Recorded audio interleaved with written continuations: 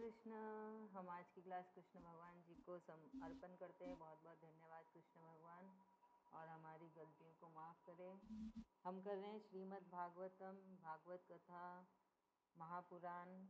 अभी चल रहा है प्रथम स्कंद और 16वां अध्याय, है ना। तो सरोज भाभी आप पढ़िएगा।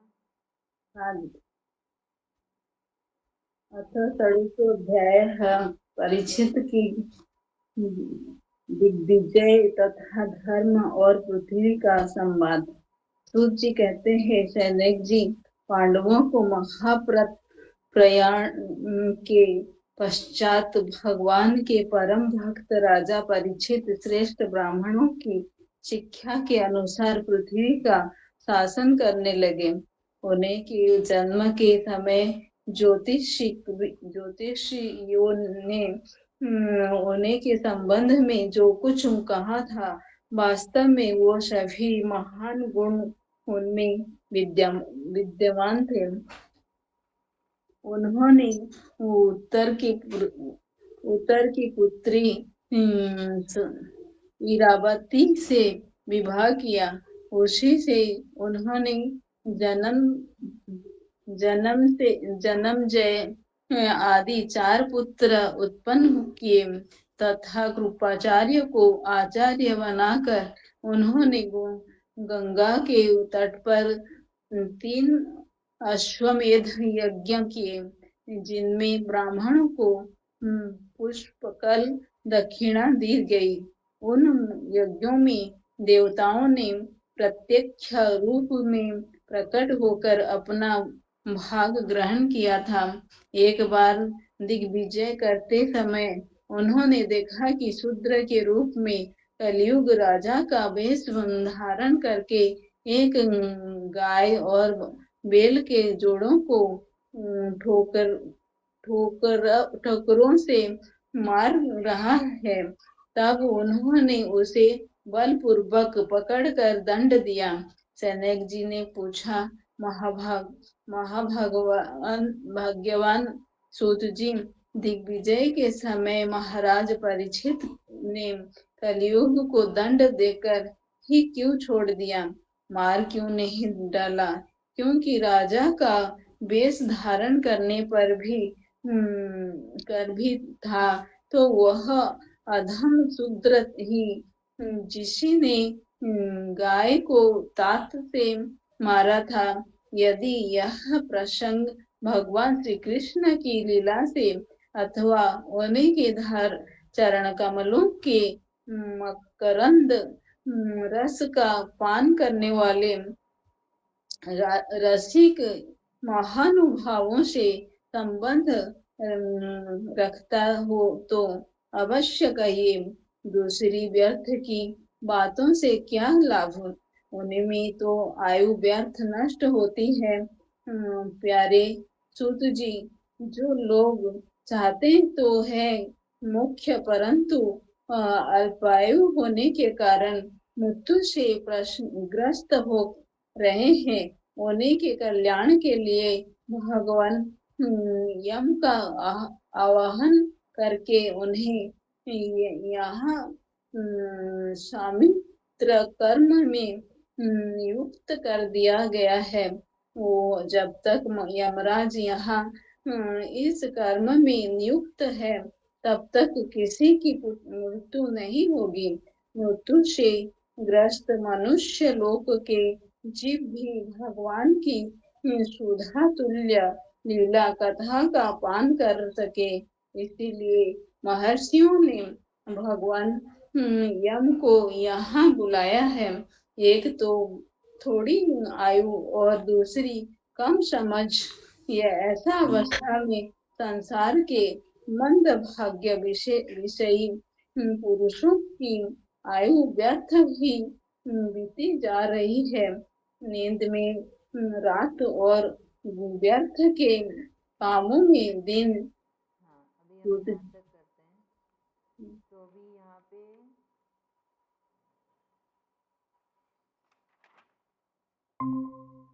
सूत जी कह रहे हैं शौनक जी को कि है ना, जब पांडव चले गए हस्तिनापुर छोड़ के। उसके पहले कृष्ण भगवान चले गए थे। कृष्ण भगवान के जाने के बाद पांडवों ने भी सब कुछ छोड़ के चले गए और राजा को, परीक्षित को राजा बना दिया। और जैसे सारे महान ऋषियों ने राजा परीक्षित का भविष्य बताया था, जैसे उनके गुण बताए थे, वैसे ही राजा परीक्षित निकले उन्हीं सारे संपूर्ण गुणों से, और वैसे ही वो राज्य करते रहे, है ना। वास्तव में उनकी ज्योतिषवाणी सच हुई, जो परीक्षित के लिए उन्होंने ज्योतिषी विद्या से जो उन्होंने बताया था भविष्य, वैसे ही हुआ। और ना राजा परीक्षित वैसे ही निकले। फिर राजा परीक्षित ने उत्तर की पुत्री ईरावती से विवाह किया। उनसे उनको 5 पुत्र हुए। एक का नाम था जन्मेजय और बाकी के 4 पुत्र। और वो राजा परीक्षित ने कृपाचार्य जी को अपना आचार्य बना के गंगा तट पर उन्होंने 3 अश्वमेध यज्ञ किया। और उस यज्ञ में उन्होंने ब्राह्मणों को पुष्कल, मतलब अधिक, बहुत अधिक उन्होंने सबको दक्षिणा दी। सारे देवी देवता भी आके अपना अपना भाग प्राप्त किए। फिर उसी समय जब वो चल रहा था, एक बार दिग्विजय यज्ञ करते समय उन्होंने देखा कि कली ने, मतलब कलयुग ने शूद्र का वेश धारण करके, एक राजा का वेश धारण करके, है ना, एक गाय और बैल को लात से मारते हुए लेके आ रहे थे। तो ऐसा देख के राजा परीक्षित ने काल को दंड दे दिया, कली को दंड दे दिया। तो उस पे शौनक जी बोल रहे हैं कि वो राजा परीक्षित ने मारा क्यों नहीं उसको, है ना। क्योंकि बहुत बड़ा पाप है कि आप गाय को और बैल को, है ना, लात से मार रहे हो। गाय तो गौ माता है, हम तो पूजा करते हैं, कामधेनु माता है, तो ऐसा नहीं करना चाहिए ना। तो शौनक जी ने तुरंत पूछ डाला कि मार क्यों नहीं डाला, वो तो राजा है, उनको तो पूरा हक है कि कोई ऐसे कुकर्म कर रहा है, पाप कर रहा है, तो मार डाले। फिर शौनक जी बोल रहे हैं कि आप वैसी ही कहानियाँ बताओ जहाँ पे श्री कृष्ण भगवान की लीला हो या उनके चरण कमल से संबंधित वैसी ही कहानियाँ बताइए। अगर उनसे संबंधित नहीं है तो मत बोलिए, हमको बेवजह की कहानियाँ नहीं सुननी। हमें बोलते हैं कि इधर उधर की कहानी सुनने से तो अपनी आयु का हम ना आयु को बेकार ही कर रहे हैं। हमारी जो आयु मिली है उसमें हम कृष्ण भगवान की लीलाएं ही सुनना चाहते हैं। तो यहाँ पे क्या बोल रहे हैं, प्रसंग भगवान श्री कृष्ण की लीला अथवा उनके चरण कमलों के मकरंद रस का पान करने वाली कहानियाँ ही सुनाइए, और कोई हमको और किसी की भी कहानी नहीं सुननी। मतलब राजा परीक्षित के बारे में भी नहीं जानना है, किसी के बारे में नहीं जानना है, सिर्फ कृष्ण भगवान के संबंधित ही हमको सुनना है। नहीं तो ये वायु सिर्फ नष्ट ही होगी। बोले बेफालतू की बातें सुन के, कहानियाँ सुन के क्या लाभ होगा, है ना। तो देखिए कैसे बोल रहे हैं शौनक जी, इतनी देर से वो कृष्ण भगवान की लीला सुन रहे हैं, उनसे संबंधित कहानियाँ सुन रहे हैं, और फिर बोलते हैं कि इधर उधर की बातें हमको नहीं सुननी है। तो और हम लोग क्या करते हैं आजकल, सब इधर उधर की बातें करते हैं, यहाँ वहाँ की, भगवान का नाम लेने की बोल दो किसी को, अरे क्या दिन भर भगवान भगवान करती है ना, कहाँ से आ गई पता नहीं एलियन। भगवान का तो नाम आजकल किसी को पसंद ही नहीं है, बोल दो तो कैसे चिढ़ जाते हैं सारे लोग, है कि नहीं। पर यहाँ पे देखिए शौनक जी तो बोल रहे हैं हमें सिर्फ कृष्ण भगवान की कहानियाँ ही सुननी है, उनकी लीलाएं ही सुननी है, उनसे संबंधित ही सुनना है। नहीं तो हमारी आयु जो है वेस्ट हो जाएगी, हमारा समय व्यर्थ हो जाएगा, खराब हो जाएगा।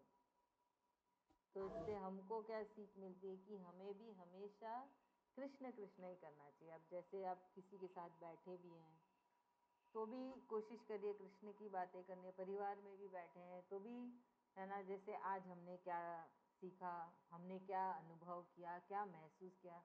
क्योंकि अभी जैसे आप सब इस लेवल पे आम भक्त तो है नहीं, है कि नहीं, एक अलग लेवल पहुंच गया है। तो रोज़ कुछ ना कुछ महसूस होता होगा, कृष्ण भगवान की कृपा या उनका पर्चा मिलता होगा, या ना चमत्कार महसूस होता होगा, कृष्ण भगवान महसूस होते होंगे। तो वो सब आपस में बात करिए अपने परिवार से, मित्र से, जिनको उनको भी रुचि धीरे धीरे आएगी ना। अगर आप बात ही नहीं करोगे तो कैसे रुचि आएगी। तो रोज़ थोड़ा थोड़ा कुछ ना कुछ कि आज मुझे ऐसा महसूस हुआ, आज वो अनुभव हुआ, ये चमत्कार हुआ ना, तो धीरे धीरे वो असर बस होता है। बोलने से ना बोलेंगे तेरे ही भगवान है, और हम लोग का तो कोई भगवान है नहीं, तो भगवान तेरे ही रक्षा करता है दिन रात। हम बोलते हैं तो बोलेंगे तेरे ही दिन रात भगवान रक्षा करते हैं, मेरे तो कुछ करते नहीं। बोली नहीं, सभी का ही है भगवान, तो सभी को ही करते कोई बात नहीं, फिर भी बोलिए, है ना, धीरे धीरे असर होएगा। बोला हैं। भगवान तो सभी के हैं, मेरे हैं तो आपके मानते भी भी हैं। है कि मतलब हाँ तू करती है तो तेरे को मिलता है। कोई बात नहीं, बोलने दीजिए, पर हम तो चर्चा करेंगे, है ना। बोला मैं किससे जाके बात करूं, अपनों से ही तो बात कर सकती हूँ, अपनों को ही तो बता सकती हूँ। आपसे ही बोलूंगी तो मैं आपको बोल रही हूँ, ऐसे ही बोलिए, कोई नहीं, धीरे धीरे उन्हें भी समझ में आने लगेगी, उन पे भी कृष्ण कृपा होगी, है कि नहीं। जब आप वो जब कृष्ण भगवान जी चाहेंगे ना, वो सबको अपने में ले लेंगे, समाज देंगे, सब में उनकी भक्ति प्रेम जगा देंगे। बस हमें कोशिश करते रहेंगे, कृष्ण कृष्ण करते रहना है, वो हम कर सकते हैं, वो करते रहेंगे, है ना। फिर आगे यहाँ पे तो हमने एक चीज़ सीखी कि हमें भी हमेशा कृष्ण कृष्ण ही करना है, चाहे कुछ भी हो। जीवन है, मनुष्य जीवन है, वो भी दुख सुख तो चलता ही रहेगा। और कृष्ण ने खुद कहा है, धरती पे खाली दुख ही दुख है ना। जीवन जो मनुष्य जीवन है दुखों से भरा है, तो बस कृष्ण कृष्ण करते रहेंगे। और है ना, जो जो आते हैं हमारे तरफ चैलेंजेस, मुश्किलें, उन्हें कृष्ण भगवान को अर्पण करते जाएंगे कि कृष्ण भगवान संभालिए, मैं तो सिर्फ कृष्ण कृष्ण करूँगी, जैसा आपने कहा, जैसे आपने समझाया, है ना, सब कुछ कृष्ण भगवान पे डालिए। फिर शौनक जी कह रहे हैं सूत जी कि है ना, अब वो बता रहे हैं कि कैसे मनुष्य क्या कर रहा है। बोलते एक तो पहले उनको अल्प वायु मिली है, मतलब कम वायु मिली है, फिर ऊपर से उनको मृत्यु से ग्रस्त हो रहे हैं, मतलब मृत्यु से पीड़ित हो रहे हैं, फिर भी कृष्ण का नाम नहीं लेना है। तो ये सब देख के ऋषियों ने क्या किया, महर्षियों ने यमराज जी को बुलाया और उनको क्या कार्य दिया है, शामित्र कर्म में नियुक्त किया है। मतलब क्या कर्म दिया है कि सब जगह शांति बने रहे, है ना, वो कर्म उनको दे दिया। और यमराज जी तो उसमें बिजी हो गए, तो ऐसे ही किसी मनुष्य की मृत्यु नहीं हो रही है, और मनुष्य वैसे ही अपनी ना जो आयु मिली है वो इधर उधर की बातों में व्यर्थ कर रहे हैं। लास्ट में क्या दिया, नींद में, रात में तो नींद लेते हैं और दिन में व्यर्थ का कर्म ही करते रहते हैं। तो शौनक जी के हिसाब से अभी जो राजा परीक्षित का राज्य चल रहा है, पांडव चले गए, कृष्ण भगवान जी चले गए, कलयुग ने एंट्री मार ली है, मतलब आ तो गए ना, तभी तो राजा परीक्षित ने कलयुग को देखा। तो इस समय में मनुष्य समझ ही नहीं पा रहा है कि उन्हें करना क्या चाहिए, कृष्ण का नाम लेना चाहिए, वो सब कुछ नहीं कर रहे हैं ना। बोल रहे हैं कि भगवान की लीला कथा पान कर ही नहीं पा रहे हैं, है ना। और बस ऐसे ही जो थोड़ी बहुत आयु मिली है उसको भी दूसरे काम में व्यस्त कर दे गए हैं, है ना। बोलते हैं मंदे भाग लेके पैदा हुए हैं ये मनुष्य और व्यर्थ ही अपना जीवन बिता रहे हैं। तो अभी तो हम बहुत ही देख सकते हैं ऐसा सब काम, ऐसे मनुष्य जो गुण शौनक जी तब बता रहे थे, है ना। तो शौनक जी ने देख लिया, उन्होंने महसूस कर लिया, क्योंकि ये तो सब बहुत बड़े महर्षि है, कि कैसे मनुष्य अपना जीवन व्यर्थ कर रहा है। तो हम तो एटलीस्ट कृष्ण भगवान की कृपा है कि चुना है, तो हम इसमें व्यर्थ ना करें, कृष्ण कृष्ण करें जितना हो सके। कृष्ण भगवान ने भगवत गीता में आखिरी में कहा कि मैंने सारे तरीके बता दिए, सारे रास्ते बता दिए कि कैसे तुम मोक्ष की प्राप्ति कर सकते हो, भागवत की प्राप्ति कर सकते हो। और भी सबसे सरल उपाय बता देता हूँ कि सिर्फ कृष्ण कृष्ण करो, हमेशा मुझे याद करते रहो, और आपके सारे काम हो जाएंगे, तीर्थ जाना हो जाएगा, सारे दान पुण्य हो जाएंगे, यज्ञ हो जाएंगे, जाप हो जाएंगे, सारी पूजा पाठ हो जाएगी, सारी मंदिरों के धोख भी हो जाएंगे। सिर्फ एक नाम, कृष्ण कृष्ण कृष्ण कृष्ण। तो ये फिर से हमें याद दिलाया कृष्ण भगवान ने कि कुछ ना हो सके तो सिर्फ कृष्ण भगवान को याद कर लीजिए, उनसे बातें करते रहिए, बस हो गया उनको याद करना। एक अलग से आपको कोशिश नहीं करनी पड़ेगी ना कि मुझे अच्छा भगवान को याद करना है, भगवान का ना पूजा पाठ करनी है। जो कर रहे हैं उसमें कृष्ण भगवान को याद करना है। अच्छा बुरा, तकलीफ, सुख, दुख, जो भी है सब में कृष्ण कृष्ण याद करते रहिए, है ना। कृष्ण भगवान जी को ऑफर करते रहिए।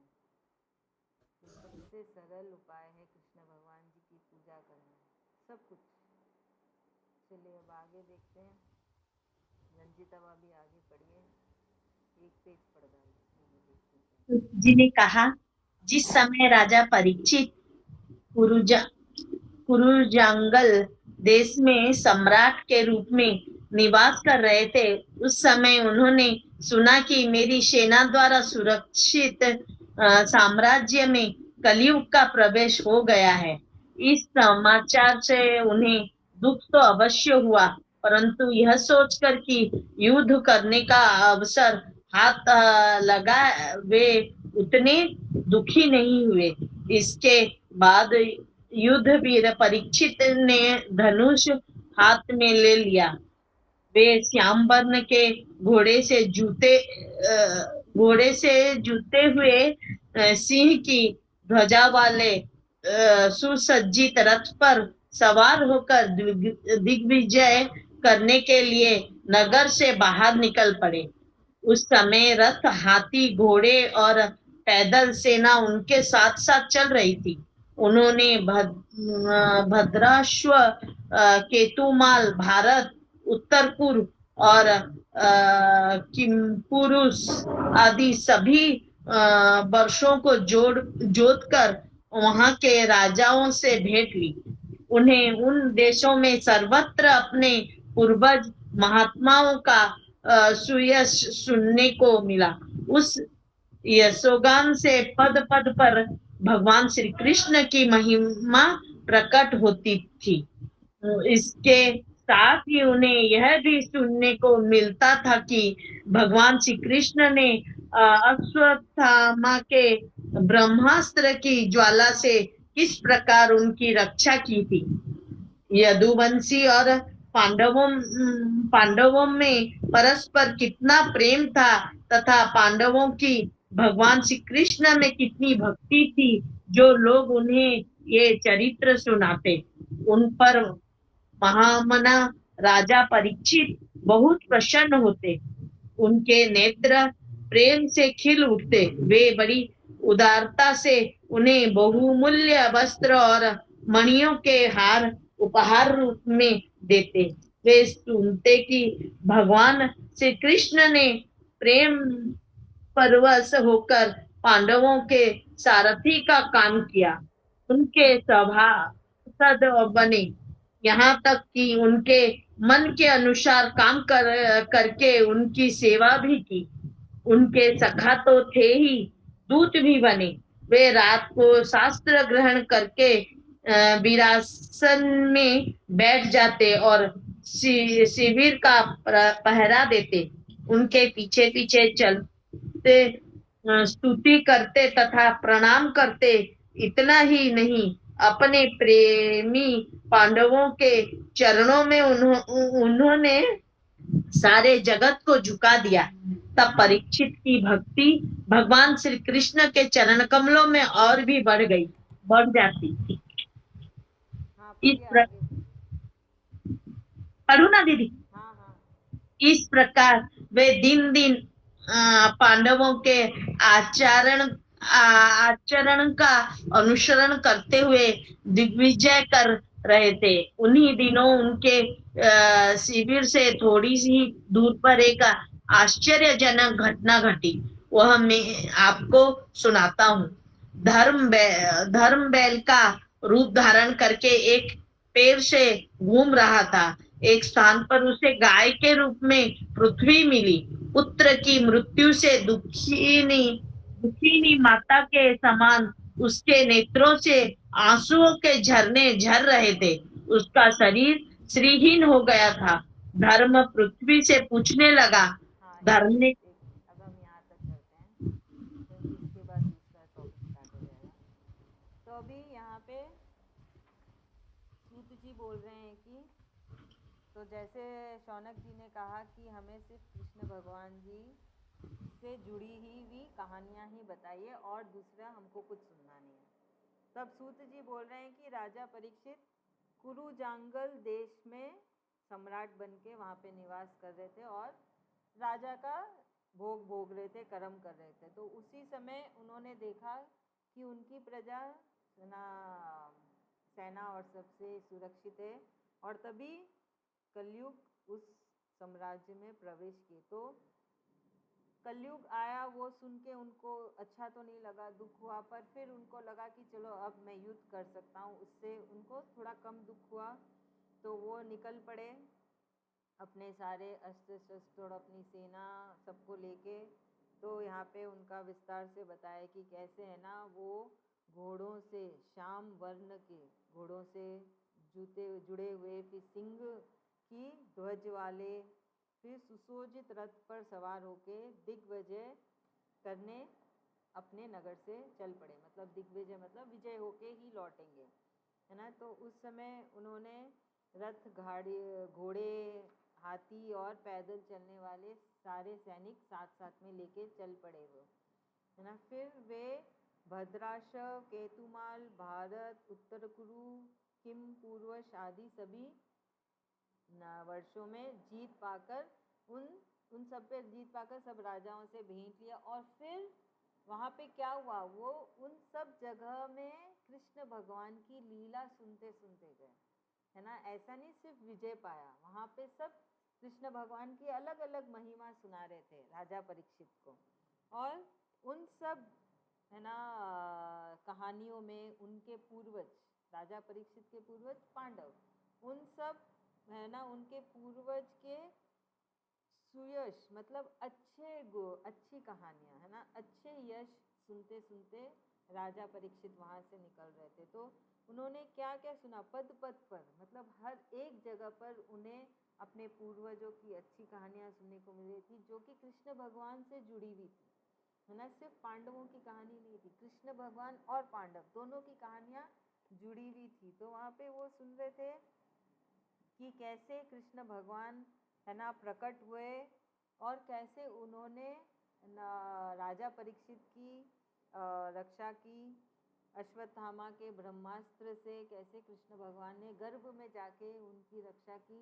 तो ऐसा सुन के उनके और भी अच्छा लगा और वो और भी कृष्ण भगवान के, है ना, भक्त हो गए, उनसे और भी कृष्ण भगवान से प्रेम हो गया। तो ऐसी सब कहानियाँ सुन के वो और अपना धन लुटा रहे थे, जो जो उनको, है ना, ये सब कहानियाँ सुना रहे थे। तो क्या वो फिर कैसे सब लोगों ने उन बताया कि कैसे कृष्ण भगवान यदुवंशियों में आके, है ना, पांडवों से उन्हें बहुत प्रेम था और कैसे यदुवंशी और पांडवों के बीच में भी बहुत प्रेम था। और फिर यहाँ पे हम देखते हैं कि लोगों ने कैसे देखा कृष्ण भगवान और पांडव के रिश्ते को। यहाँ पे कौन बता रहा है, आम जनता बता रही है कि उन्होंने क्या देखा, कृष्ण भगवान का प्रेम और पांडव का प्रेम आपस में एक दूसरे के लिए। तो उन्होंने देखा कि कृष्ण भगवान पांडवों के लिए कुछ भी कर रहे थे, लेकिन वो क्या बोल रहे हैं कि हमेशा उन्होंने पांडवों के लिए उनका सारथी भी बन लिया। मतलब आज के टाइम पे हम क्या बोलेंगे, ड्राइवर, है ना। तब रथ था, आज तो रथ होता नहीं, आज तो गाड़ी होती है। गाड़ी कौन चलाता है, ड्राइवर चलाता है। तो उन कृष्ण भगवान को इतना प्रेम था कि वो उनके लिए ड्राइवर भी बन गए। फिर बोलते कि उनकी सभा में वो एक मिनिस्टर भी बने, जो कि सलाह सूत करते ना, जो अपनी राय देते हैं, वो भी बन गए। तो बोलते रात को उनके पहरेदार बन जाते थे, अस्त्र शस्त्र उठा के पांडवों की पहरेदारी करते थे। बोलते कि पांडवों को प्रणाम भी करते थे, है ना। ये सब लोगों ने ऐसा उनको देखा कि कृष्ण भगवान हर पल पांडवों के साथ है, दिन में भी रात में भी। जो उनको जैसा रोल मिला, मतलब जो पांडवों को ज़रूरत हुई वैसा उन्होंने कर दिया। बोले कि यहाँ तक पूरी दुनिया को पांडवों के चरणों में ला खड़ा कर दिया। महाभारत के बाद तो पांडव जीत गए थे, तो पूरी दुनिया तो पांडवों की हो गई थी ना। पांडव सारे पूरी धरती पे राज कर रहे थे। तब ऐसा नहीं था यूएसए है, इंडिया है, पाकिस्तान है, श्रीलंका, ऐसा कुछ भी नहीं था ना, एक ही था, बस एक भारत, पूरी धरती पांडवों की थी। तो ऐसा लोगों ने देखा, समझा, है ना, ऐसा उन्होंने अनुभव किया और पीढ़ी दर पीढ़ी ये बात चली आ रही थी, है ना। बोलते कि दिन भर उनके पीछे पीछे चलते थे, कृष्ण भगवान पांडवों के पीछे पीछे चलते थे, कृष्ण भगवान पांडवों की स्तुति करते रहे, है ना, कृष्ण भगवान पांडवों को प्रणाम करते थे, है ना। तो बोलते कि ऐसे प्रेम में रंगे कृष्ण भगवान पांडवों के, उनकी सारी दुनिया को उनके चरणों पे झुका दिया। तो ये प्रेम पब्लिक ने देखा, ये ऐसा प्रेम कि कृष्ण और पांडवों के बीच में, यानी कितनी बड़ी बात होती है ना कि यहाँ पे लोगों को ऐसा अनुभव हो रहा था कि कृष्ण इतने पांडवों के पीछे पागल थे, इतने प्रेम में रंगे हुए थे कि वो पांडवों के लिए कुछ भी करते थे। तो हमको भी ऐसा ही प्रेम देना है कृष्ण भगवान को कि वो भी हमसे ऐसा ही प्रेम करें, कि हर पल हमारे साथ है, दिन में भी रात में भी, है ना। तो यहाँ पे क्या है कि सारी पूरी दुनिया को पांडवों के चरणों पे लाके रख दिया, मतलब चाहे तुम अकेले, पूरी दुनिया तुम्हारे खिलाफ हो तो भी चलेगा, एक कृष्ण भगवान साथ में होना चाहिए बस। तब फिर चाहे करोड़ों दुश्मन भी हो, आपका कोई कुछ नहीं कर सकता है। बोलते हैं ना सब कोई हमारे खिलाफ है, सब कोई मेरे खिलाफ है, मैं कुछ भी बोलूँ नहीं सुनते हैं, होने दो, आप कृष्ण भक्त बनिए, बस कृष्ण कृष्ण करिए। जब कृष्ण आपके साथ है, कोई भी आपका बाल भी बांका नहीं कर सकता, वही बता रहे हैं यहाँ पे। पांडवों के खिलाफ तो ये कुरु ने तो कितना कुछ किया था, है ना, कौरवों ने, पर कृष्ण भगवान थे उनके साथ, कभी उनका कुछ भी बाल बांका नहीं हुआ। चाहे उनको बहुत सारी तकलीफें सहनी पड़ी, बहुत सारी मुश्किलों का सामना करना पड़ा, पर कृष्ण भगवान थे ना साथ में, हर पल उनकी रक्षा करना। तो वही हमको भी ऐसे ही कृष्ण कृष्ण करना। वो कैसे हुआ? क्योंकि पांडवों के तो कुंती से लेके राजा परीक्षित हर कोई कृष्ण भक्त, हर कोई मतलब बड़ा से बड़ा भक्त है, किसकी किससे तुलना करें। वैसे ही हमको भी कोशिश करनी कि हम भी अपनी तरफ से कोशिश करेंगे, तभी तो कृष्ण भगवान जी कृपा करेंगे ना। आप कोशिश ही नहीं करोगे तो कृष्ण कृपा कैसे होगी? हमें भी ऐसे ही कृष्ण कृष्ण कृष्ण करते रहना, चाहे कुछ भी हो जाए, कितनी भी मुश्किल आ जाए, कितनी भी परेशानी आ जाए, हमारे साथ कृष्ण भगवान है, वो सब कुछ संभालना, है ना। तो ऐसा हमारा भी कृष्ण से प्रेम हो, ताकि देखने वाले को लगे कि अरे कृष्ण इसके पीछे दीवाने हैं, वो कृष्ण के दीवाने हैं, ऐसा दिखना चाहिए किसी और को, सामने वाले को जो देखता है। तो ये भक्ति अलग ही भक्ति थी ना, अलग ही प्रेम था भगवान और मनुष्य के बीच में, कि दुनिया को लग रहा था कि भगवान मनुष्य की भक्त नहीं है भगवान का दीवाना, भगवान कृष्ण कृष्ण है ना मनुष्य के दीवाना। तो बड़ा सुंदर ही ये है एक लेख, कि कितना अच्छा लगा नहीं सुन के कि कृष्ण अपने भक्त के दीवाने हैं और उसके लिए वो कुछ भी करते, ऐसा दूसरों ने देखा, समझा और अनुभव किया, और फिर वो अपने अगले पीढ़ी को बता रहे हैं। तो फिर आगे सूत जी बोल रहे हैं कि इस प्रकार प्रत्येक दिन कृष्ण भगवान पांडवों के आचरण का अनुसरण करते थे, मतलब जैसे पांडव हैं वैसे ही कृष्ण, अलग से नहीं है, जैसा पांडवों का व्यवहार है वैसे ही कृष्ण भगवान भी है ना। और फिर वो पांडवों को दिग्विजय दिलाते ही चले गए, मतलब चारों दिशाओं में पांडवों की जीत होती चली गई। तो फिर ऐसा होते होते तो ये अब क्या है, राजा परीक्षित को, राजा जो हर राजा परीक्षित जो सब जगह जा रहे हैं, अपनी विजय करते हुए जा रहे हैं, और उनको लोगों ने ये कहानियाँ सुनाई। ऐसा होते होते राजा परीक्षित ने एक बहुत ही मतलब बहुत ही अनोखी सी चीज़ देखी, बहुत आश्चर्यजनक चीज़ देखी। क्या देखा कि धर्म तो बैल के वेश में आए हैं, एक ही पैर है उनका, बैल का तो 4 पैर होता है ना, पर यहाँ पे धर्म जो है वो एक ही पैर में है, और धरती माता गाय के रूप में आई है ना। और धरती माता जो गाय के रूप में आई है, बहुत ही दुखी, इतनी दुखी, उसका एग्जाम्पल दिया कि जैसे एक माँ का पुत्र नहीं रहा उसके सामने तो एक माँ का जब पुत्र नहीं रहता तो कैसा होता है वो माँ का चेहरा, एकदम दुखी, आंखों में आंसू झलकते हुए, और एकदम मतलब पूरा ही टूटी हुई, श्रीहीन हुई हुई वो गाय दिख रही थी, जो कि है पृथ्वी माता, है ना। तब ऐसा रूप देख के धर्मराज ने पूछा, जो कि एक बैल का रूप धारण करे हुए हैं। चलिए अब आगे हम देखते हैं क्या है। बीना भाभी आप पढ़ेंगे?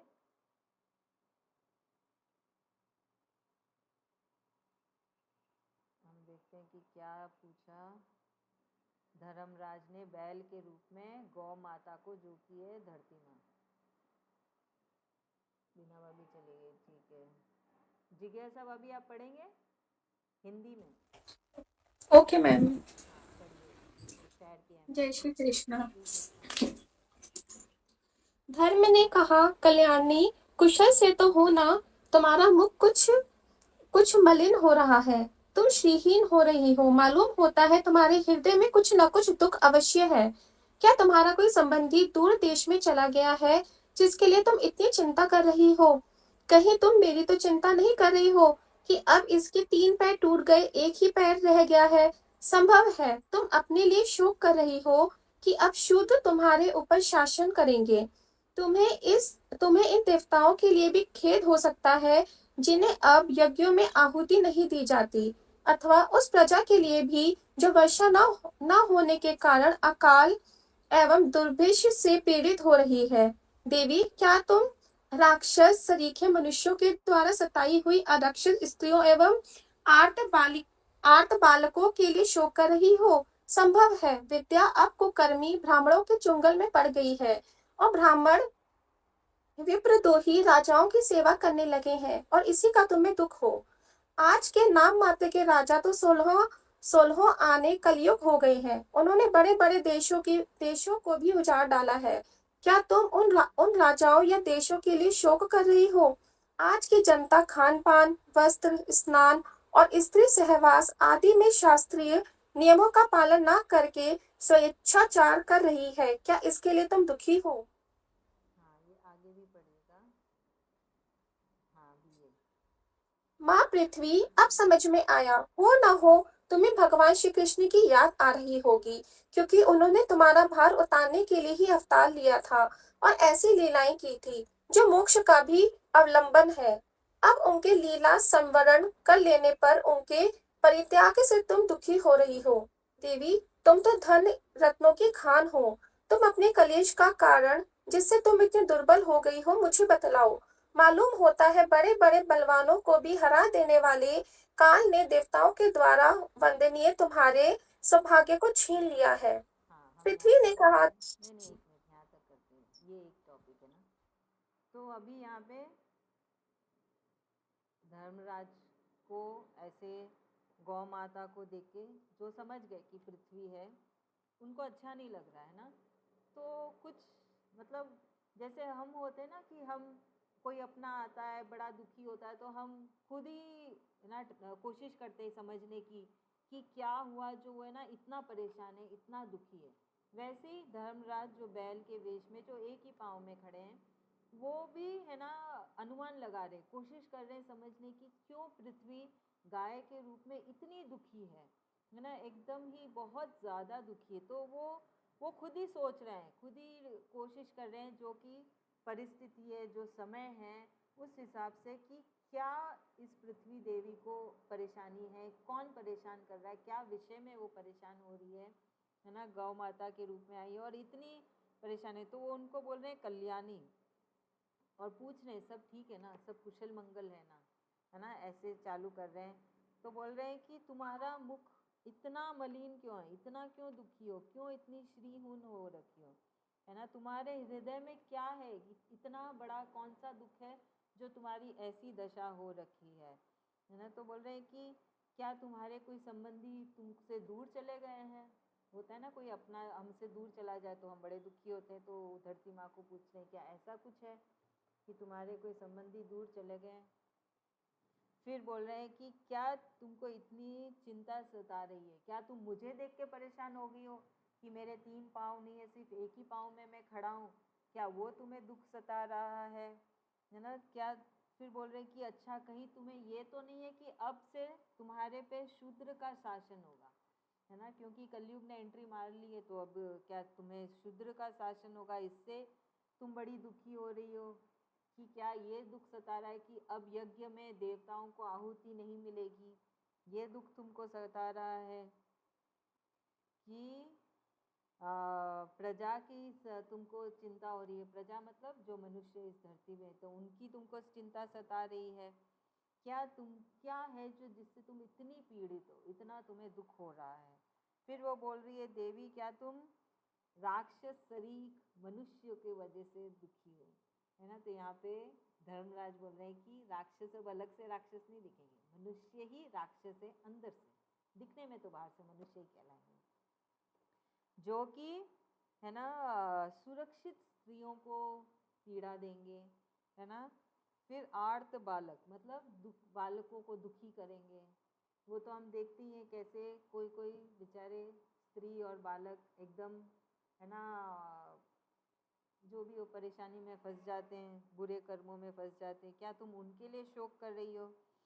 फिर बोल रहे हैं कि संभव है, हो सकता है, जो कि अभी जो विद्या है वो बड़े ही लालची ब्राह्मणों के चुंगल में फंस गई है, और ब्राह्मण जो है ना, जो ब्राह्मण है वो सेवा कर रहे हैं जो कि है विप्रद्रोही, राजाओं की सेवा कर रहे हैं, क्या तुमको वैसी वाली चिंता सता रही है। फिर बोल रहे हैं कि नाम मात्र के जो राजा रह गए हैं, है ना, जो कि दूसरे बड़े बड़े देशों का भी नाश कर दे रहे हैं, मतलब बस कुछ नहीं करना है, राज्य वाज्य कुछ नहीं करना है, बस दूसरे देशों में अटैक करो, जैसे अभी चल रहा है, कितना युद्ध चल रहा है कि नहीं, बड़ा गंभीर विषय है कि क्यों ऐसे लड़ रहे हो एक छोटी सी ज़मीन के लिए, कैसे, है ना, इतनी सुंदर जगह, आम मनुष्य कितना परेशान हो रहा है, सोचिए। धन्यवाद बोलना चाहिए कृष्ण भगवान का कि हम सब एकदम सुरक्षित हैं। वहाँ पे सोचिए जो गल्फ कंट्री के साइड है, उधर पूरे लोग कितने, मतलब हमेशा एक डर तो रहता है ना कि अब क्या होगा, अगले पल नहीं पता, और बस ऐसे ही बैठे बैठे रातों में पूरी दुनिया उनकी पलट गई। तो बोल रहे कि ऐसे राजाओं की वजह से तुम परेशान हो। फिर बोल रहे हैं कि जो कि अभी, है ना, जनता अपना समय किस में व्यर्थ करती, खान पान में, सोने पीने में और स्त्री सहवास के आनंद में अपना पूरा ना जीवन व्यर्थ कर रहे हैं, क्या तुम उन सब चिंताओं से दुखी हो रही हो। फिर वो बोल रहे अच्छा हो ना हो तुम कृष्ण भगवान की याद में दुखी हो, क्योंकि कृष्ण भगवान जी चले गए धरती से, तो बोले कि श्री कृष्ण भगवान तो धरती पे सिर्फ तुम्हारा बोझ कम करने के लिए आए थे, अवतार लिए थे, उन्होंने बहुत सारी लीला की जो कि एक मोक्ष का रास्ता भी है। तुम हो ना हो कृष्ण भगवान को ही, उनकी याद में ही दुखी हो रही हो, उनकी लीलाओं को ही याद कर रही हो, जो कि कृष्ण भगवान ने परित्याग कर दिया, मतलब अब कृष्ण भगवान नहीं है तो वो लीला नहीं कर रहे हैं, तो वो परित्याग हो गया, वो छोड़ दिया उन्होंने लीला करना। फिर बोल रहे हैं कि देवी तुम तो रत्न और धन की खान हो, बहुत स्वाभाविक है, धरती से ही तो हमको सोना मिलता है, धरती में ही तो हीरे मोती जवाहरात सारे गड़े हुए हैं, सारे बहुमूल्य रत्न हैं, तो बोलते वो तो तुम खान हो उसकी, फिर किस चीज़ के लिए दुखी हो, है ना, सारा धन दौलत सारी सब कुछ तो धरती में ही समाया हुआ है, उधर से ही निकल रहा है, तो इसमें क्या हुआ, धन से कोई सुखी नहीं होता है, ऐसा नहीं कि तुम बहुत धनी हो तो सुखी हो, सुखी किससे होता है मनुष्य, हम सबको कृष्ण भगवान ने बहुत बार समझाया, संतुष्टि से, जो है जितना है उसमें संतुष्ट रहना, है ना, जरूरी नहीं है कि जिसके पास बहुत धन है वही सबसे सुखी है, सुखी सिर्फ एक ही चीज़ से होता है, कृष्ण कृष्ण करके संतुष्ट रह के, है ना, शांत रह के, जो जो कृष्ण भगवान ने सिखाया, अपने आप में मस्त रहो, इधर उधर की ताका झांकी मत करो।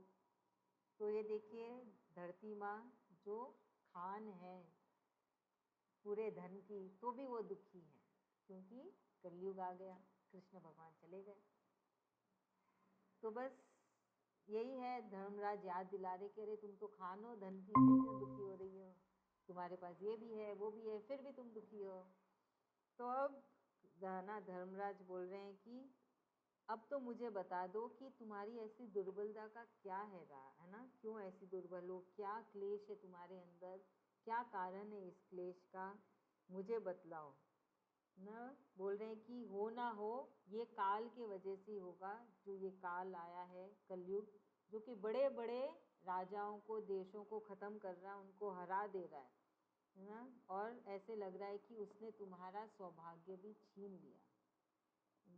कृष्ण धर्मराज बोल रहे हैं कि पृथ्वी माता तुम्हारा भी सौभाग्य लग रहा है कि काल ने छीन लिया, कलयुग ने छीन लिया है। तो अब देखते हैं पृथ्वी माता क्या बोलती है धर्मराज को, जो कि एक बेल के रूप में है और एक ही पाँव में खड़े हैं। पढ़े? पढ़ रहे हैं, हाँ पढ़। पृथ्वी ने कहा, धर्म, तुम मुझसे जो कुछ पूछ रहे हो वह सब स्वयं जानते हो।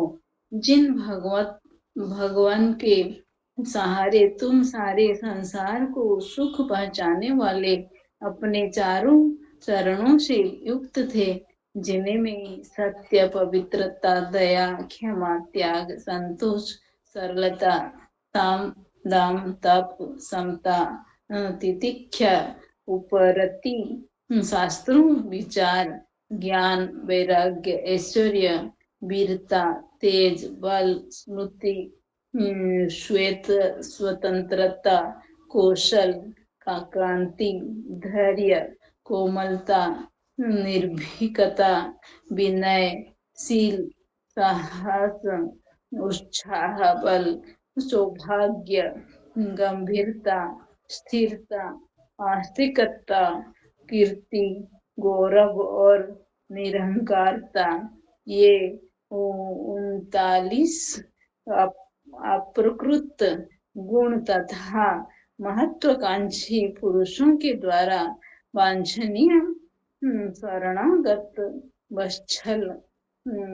वत्सलता आदि और भी बहुत से महान गुण उन्हीं की सेवा करने के लिए नित्य निरंतर निवास करते हैं, एक क्षण के लिए भी उनसे अलग नहीं होते। उन्हें समस्त गुणों के आश्रय सौंदर्य धाम भगवान श्री कृष्ण ने इस समय इस लोक से सवर्ण कर ली और यह संसार पापमय कलयुग की कुदृष्टि का शिकार हो गया। यही देखकर मुझे बड़ा शोक हो रहा है।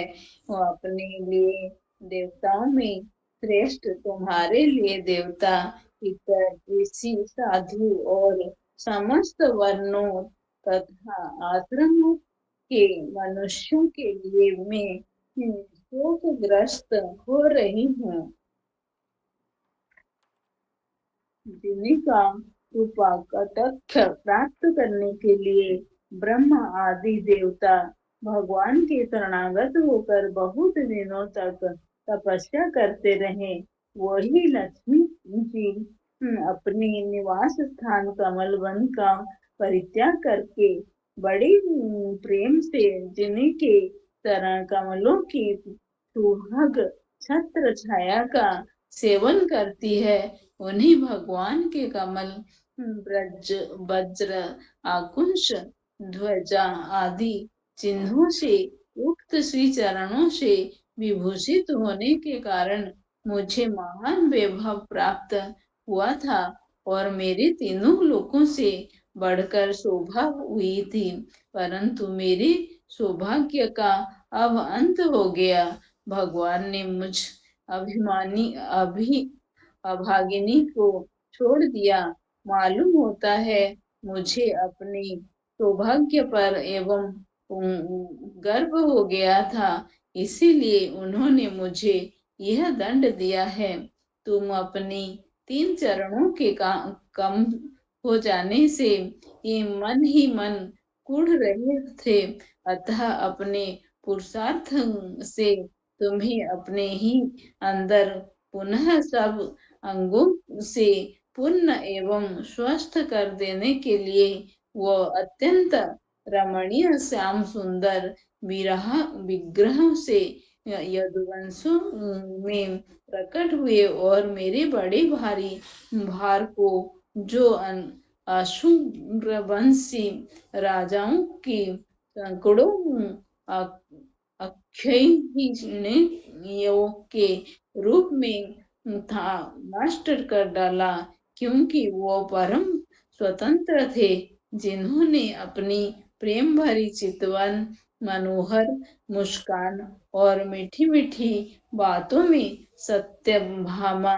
आदि मधुमयी मानिनियों के मान के साथ धीरज को भी छीन लिया था, और जिन्हीं के चरण कमलों के स्पर्श से मैं निरंतर आनंद से पुलकित रहती थी, उन पुरुषोत्तम भगवान श्री कृष्ण का विरह भला कौन सह सकती है। धर्म और पृथ्वी इस प्रकार आपस में बातचीत कर ही रहे थे कि उसी समय राजर्षि परीक्षित पूर्ववाहिनी सरस्वती के तट पर आ पहुंचे। इति श्रीमद्भगवते श्री महापुराणे परमहंस्ये संहितायै प्रथम स्कंदे पृथ्वी धर्म संवादो नाम षोडशोऽध्याय। हरिं तत्सत्। तो अभी यहाँ पे पृथ्वी देवी जो कि एक गाय के रूप में है, वो उत्तर दे रही है धर्मराज को, जो कि एक बैल के रूप में आए और एक ही पाँव में खड़े हैं। तो बोल रहे हैं कि सब तो आपको मालूम है ना। पृथ्वी देवी बोल रही धर्मराज को, सब कुछ तो आपको मालूम है एकदम साफ साफ जो आप बोल रहे हो, क्योंकि वो भी तो बहुत बड़े देवता हैं, तो सब तो आप स्वयं ही जानते हो। फिर बोल रहे हैं कि जिस भगवान के सहारे तुम सारे संसार में सुख पहुंचा रहे थे अपने चारों चरणों से, है ना। तो फिर उसमें आगे पृथ्वी देवी बता रही है 39 गुण जो कि भगवान की सेवा कर रहे थे। ये 39 गुण भगवान के नहीं है, ये सारे गुण ये भी देवी देवता है जो कि भगवान में आके उनकी सेवा कर रहे थे, है ना। तो वो बोल रही हैं पृथ्वी देवी कि वो सब उनकी सेवा कर रहे थे, है ना, महत्वाकांक्षी पुरुषों के द्वारा वांछनीय और बहुत से महान और भी बहुत से महान गुण हैं, है ना, जो उनकी सेवा करने के लिए नित्य निरंतर निवास करते थे कृष्ण भगवान के अंदर। तो ये सारे गुण, है ना, 39 गुण देवी देवता हैं जो कि हमेशा कृष्ण भगवान के अंदर निवास करते थे उनकी सेवा करने के लिए, जो एक क्षण के लिए भी कृष्ण भगवान से अलग नहीं होते, है ना। और समस्त गुणों के आश्रय से सौंदर्य धाम भगवान श्री कृष्ण इस समय इस लोक से अपनी लीला स्वरण कर ली और संसार में पापमय कलयुग की एंट्री हो चुकी है। हाँ, कलयुग की कुदृष्टि का शिकार हो गया है।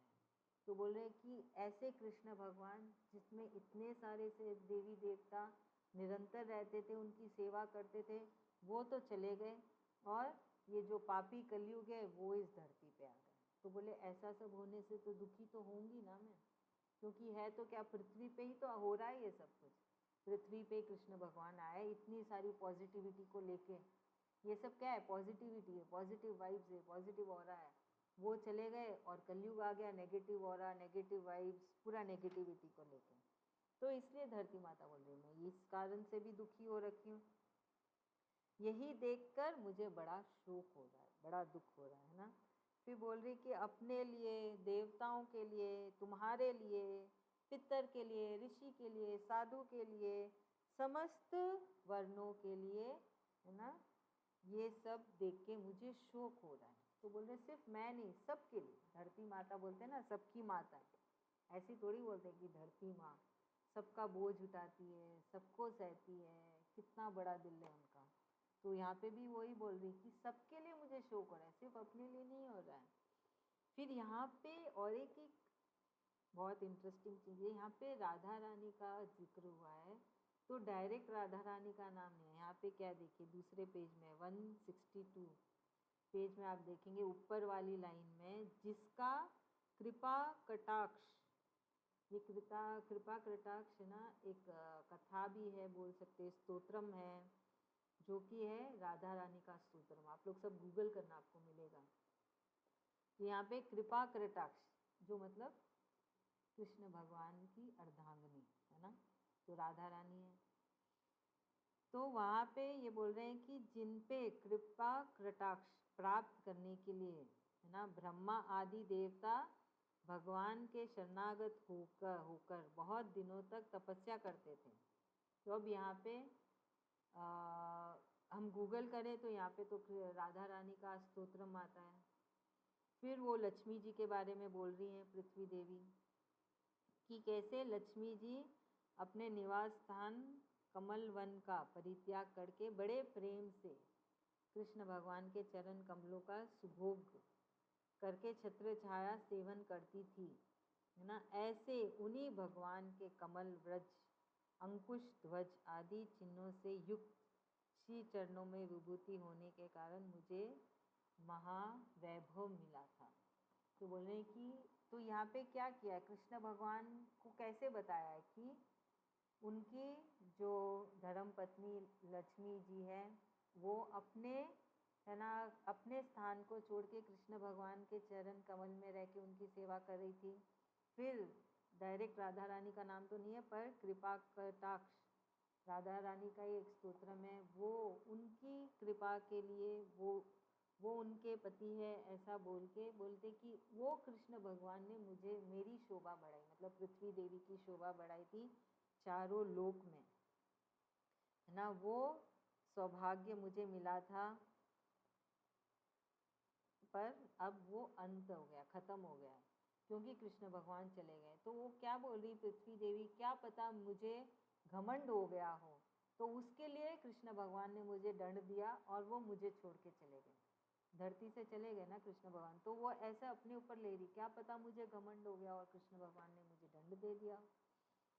फिर आगे बोल रहे हैं धरती देवी की कि अब धर्मराज को बोल रही है कि तुम्हारे 3 पाँव चले गए थे, एक ही पाँव में तुम चल रहे थे, तो तुम्हारे अंदर ऐसी चाह थी कि तुम्हारे तीनों पाँव वापस आ जाए, तो इसलिए कृष्ण भगवान इस धरती पे आए और तुम्हें ठीक कर दिए थे तब जब कृष्ण भगवान जी थे, है ना। बोल रहे तुम्हारी इतनी तुम ना पुरुषार्थ से, मतलब बहुत ही मन के अंदर इतनी बड़ी इच्छा थी तुम्हारी, फिर पुनः से तुम्हारे सारे अंग आ गए और तुम एकदम स्वस्थ हो गए थे।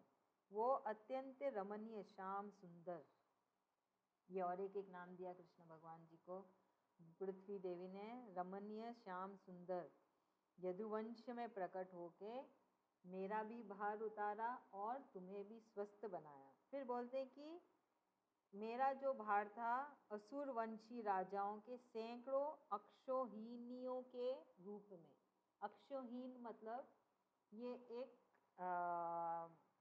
युद्ध है ना, जहाँ पे इसमें क्या होता है, ऐसा युद्ध जिसमें 21,870 रथ होते हैं, 21,870 हाथी होते हैं, और इंग्लिश में बोलना पड़ेगा मुझे, हिंदी नहीं पता, 65,610 घोड़े होते हैं, 1,90,350 पैदल सैनिक होते हैं। ये एक है ना युद्ध का एक तैयारी होता है जिसमें इतने सारे लोग जाते हैं, घोड़ा गाड़ी सब। इस प्रकार के एक अश्वहीन में 21,800 युद्ध होते हैं। आप समझ रहे, ऐसा जो टोली होती है युद्ध करने की, तो एक अक्षोहीन में 21,807 21,800 नहीं 2,18,700 ऐसे युद्ध होते हैं।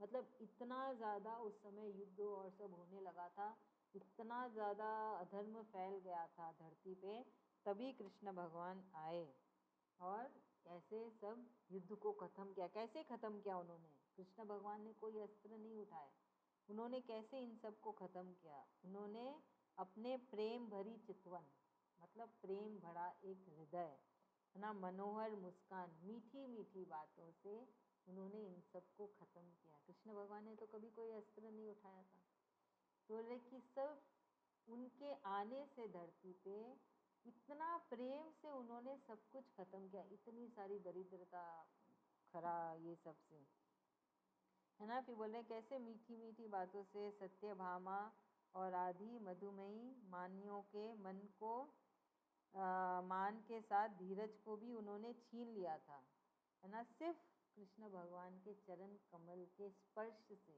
धरती से इतनी सारी बुराइयां खत्म हो गई, इतना झगड़ा, प्रेम, क्या बोलते, युद्ध, ये सब खत्म हो गया था, है ना। तो बोल रहे पुरुषोत्तम भगवान श्री कृष्ण के ऐसे विरह से कौन दुखी नहीं होगा, है ना। तो ऐसे कृष्ण भगवान जब छोड़ के चले जाएंगे तो कौन दुखी नहीं होगा। तो ये सारी बातें चल रही थी धर्मराज और पृथ्वी माता के बीच में। तभी राजा परीक्षित आए सरस्वती के तट पर, उसी समय राजा परीक्षित भी पहुंच गए थे। तो बस इतना ही है हमारा 16वां अध्याय।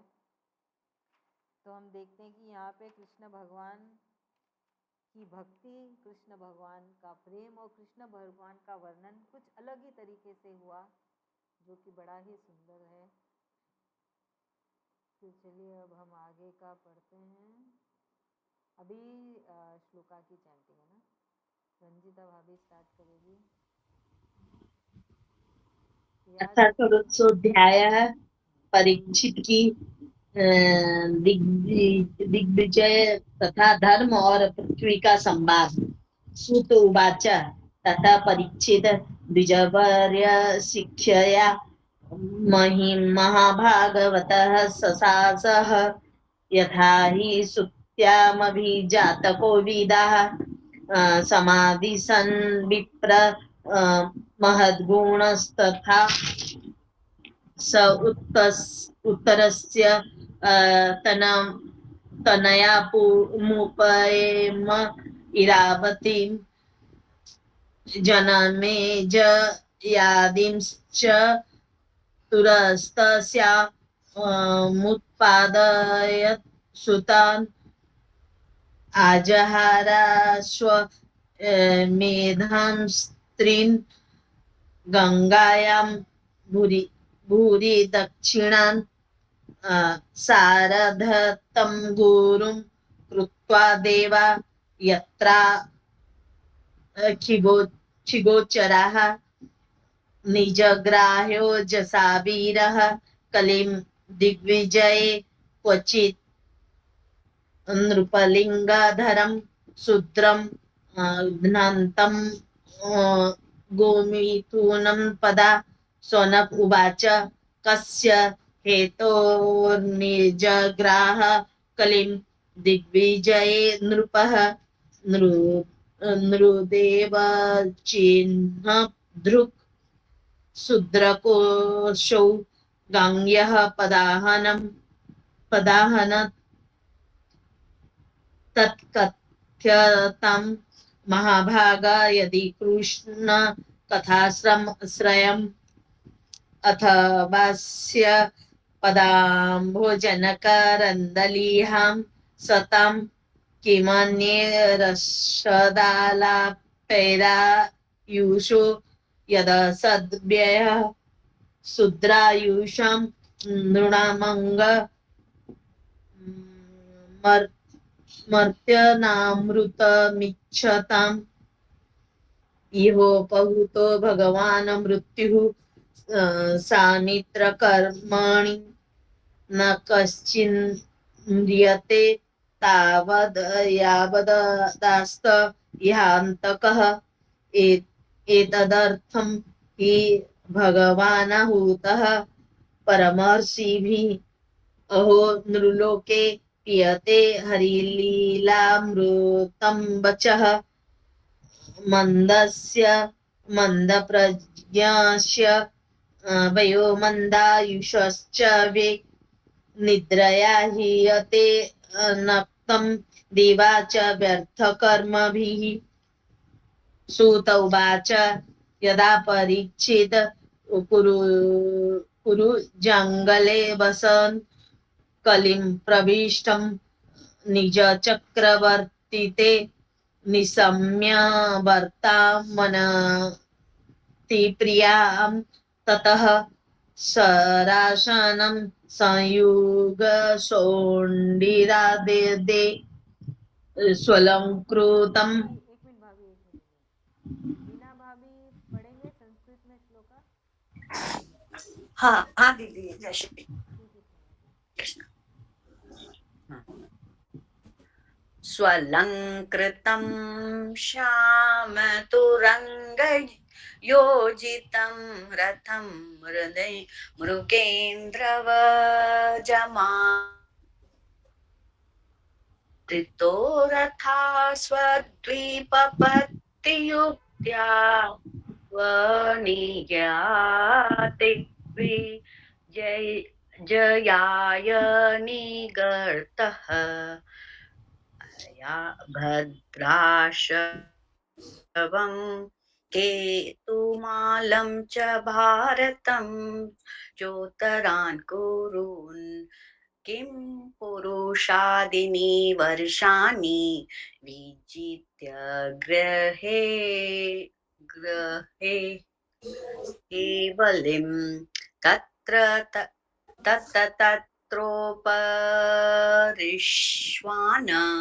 स्वपूर्वेषां महात्मनां प्रगिन्यमान् च यशः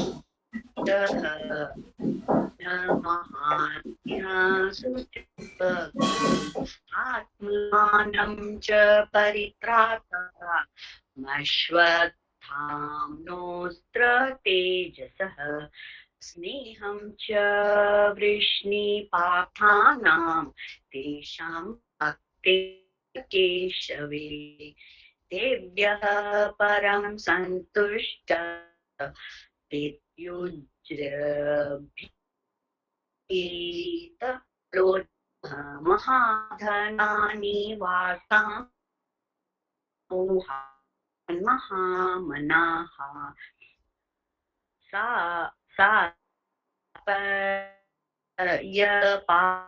पारदर्शि सख्य दोत्य वीराटनानुगमनान्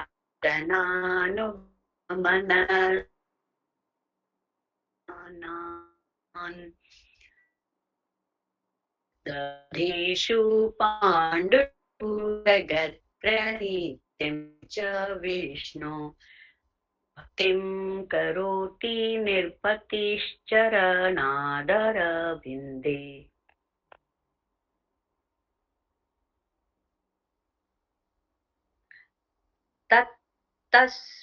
तस्यैवं वर्तमानस्य पूर्वेषां वृत्तिमन्वहं नातिदूरे किलाश्चर्यं यदासीत् तन्निबोध मे धर्मः पदैकेन चरन् वीक्षायामुपलभ्यगाम् पृक्षति स्माशु वदनां विश्वत्सामीव मातरम्।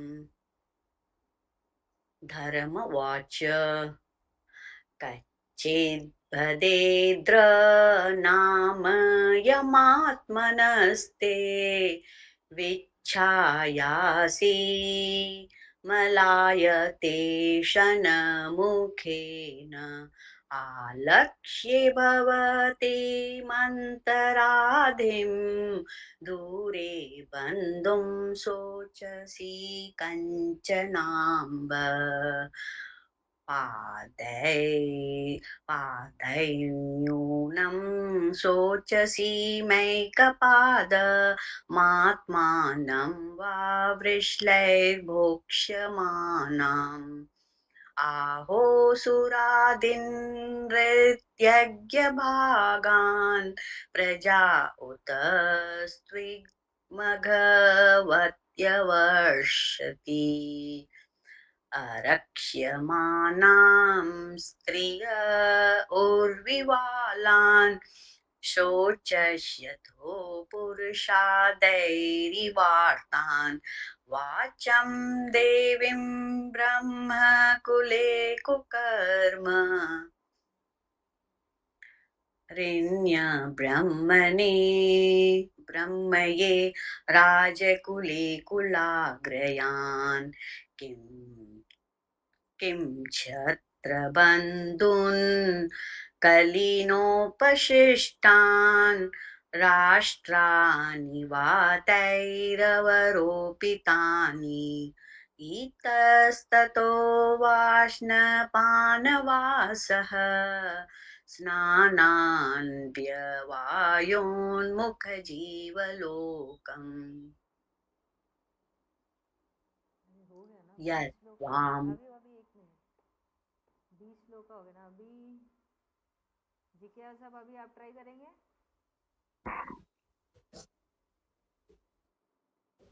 जिज्ञासा अभी ठीक है, मैम हम बस सुनेंगे। ठीक होगा, ओके ठीक है। सरोज भाभी आपका टर्न। आगे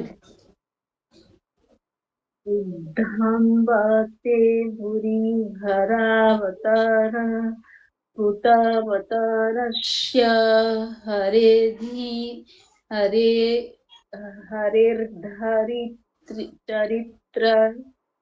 चरित्री अन्तर्हितस्य स्मरति विसृष्टा कर्माणि निर्वाणा विलम्बितानि इदं मम चाख्यो तवाधिमूलं वसुन्धरे येन विकर्षितासि कालेन वा ते बलीनं बलीयसा सुरचितं किं हयत्तमम्बशोभगं चरणुवाचं भवान् हि वेद तत्सर्वं यन्मं धर्मानुपृच्छसि चतुर्भिर्वार्तसे येन पादैर्लोकसुखावहेह सत्यं शोचं दया क्षान्ति त्यागः सन्तोष आर्जवं सामोदमस्तपः साम्यं तितिक्षोपरतिः श्रुतं ज्ञानं विरक्तिरैश्वर्यं सूर्यतेजो बलं स्मृतिः स्वातन्त्र्यं कौशलं क्रान्तिर्धैर्यं मार्दव्यमेव च प्रगल्भ्यं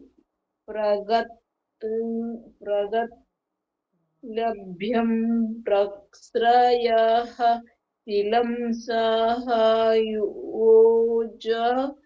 बलं भगः गर्भार्यं स्थैर्यमास्तिक्यं कीर्तिर्मानोन्हृतिः एते चान्ये च भगवन्ति नित्या यत्र महागुणाः पार्थास्महत्वमिच्छद्भिर्न वयन्ति स्म कहिर्चित् तेनाहं गुणपात्रेण श्रीनिवासेन सम्प्रतं शोचामि रहितं लोकं पाप्मानाकलिनोखितम् आत्मानं चानुशोचामि भवन्तं चामरोत्तमं देवन् पितृतृष्णीन् साधून् सर्वान् वर्णास्तथा श्रमान्। अभी रंजिता भाभी पढ़ेंगे।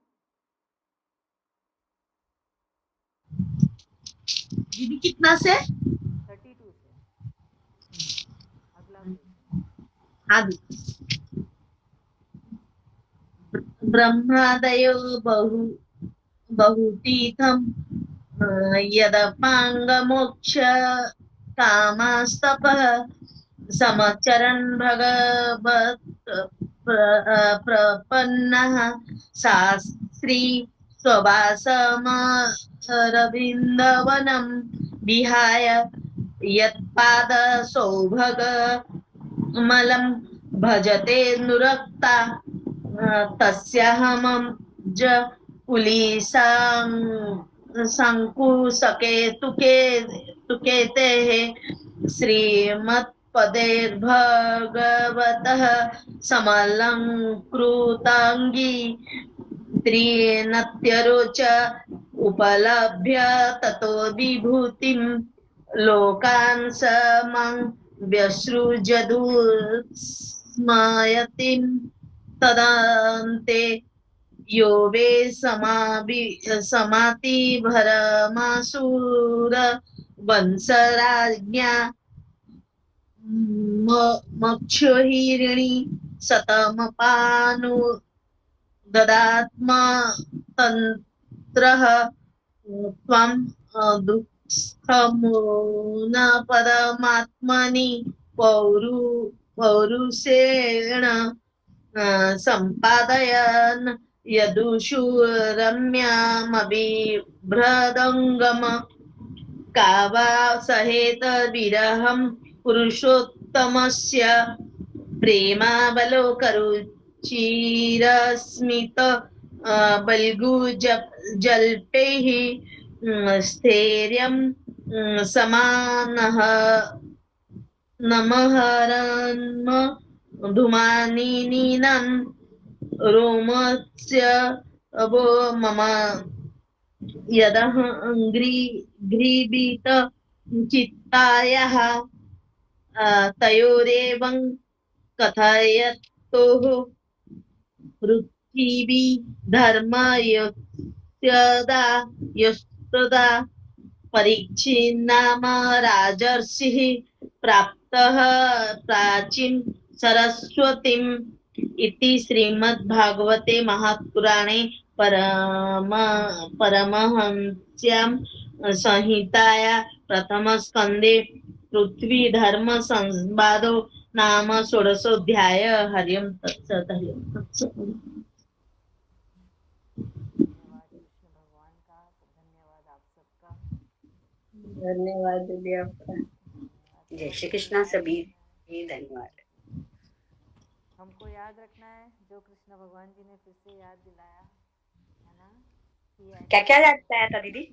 हाँ, क्या क्या याद दिलाया था कृष्ण भगवान जी ने? कृष्ण कृष्ण करना है हमेशा। हम बताते। हाँ बताइए बताइए।